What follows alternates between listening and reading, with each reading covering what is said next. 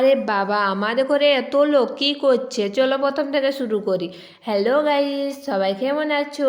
আশা করি ভালোই আছো। আমিও তো ভালোই আছি। তোমাদের বাদনা পরব কেমন গেছে? আশা করি ভালোই গেছে। আমাদেরও বাদনা পরব সেই লেভেলের গেছে।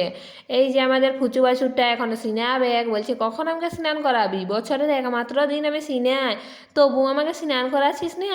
বলছি দাঁড়া দাঁড়া, তোর মাইকে আগে স্নানটা করা, তারপরে তো তুই সিনাবি। এইদিকে আর মাইকে স্নান করাতে লাগাই নিয়েছে। প্রথমে জলটা দিয়ে নিয়েছে, তারপরে একটা খড় নুড়া নিয়ে নিয়েছে।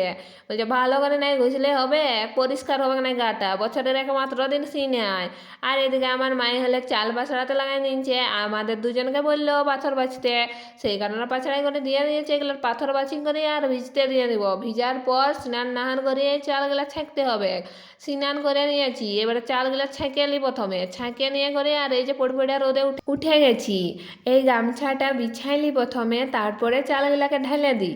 তারপর হাত দিয়ে করে ভালো করে ঘাটিয়ে দিই। কিন্তু একটু মনে হচ্ছে ছোট, আর একটু বড় গামছা হলে বা বস্তা আনলে ভালো হইতো, কারণ অনেকটা পুরো ঘাঁটা হয়ে গেছে। যদি একটু পাতলা ঘাঁটা হইতো ভালো হতো, কিন্তু যা পরিমাণে রোদ দিছে শুকনা হয়ে যাবে। চলো আমি নিচে নামি, বাবা চালটা ঘাটিয়ে নি করি।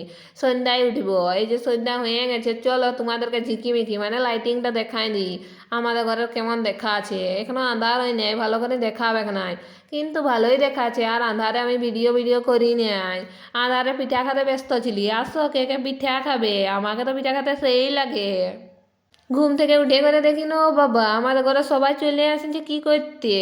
ফোনটা নিয়ে বাইরে হাতে একটু লজ্জা লাগতেছিল, সেই জন্য জানলাটা থেকে এবার ভিডিও করতেছিলি। যেমনি ওরা দূরের দিকে গেছে চলি, তখন ফোনটা নিয়ে করে বাইরে গেছি ভিডিও করার জন্যে। ওরা নাই তো হাসতে লাগাই নিবে এখন ফোনটা নিয়ে বাইরে এলে।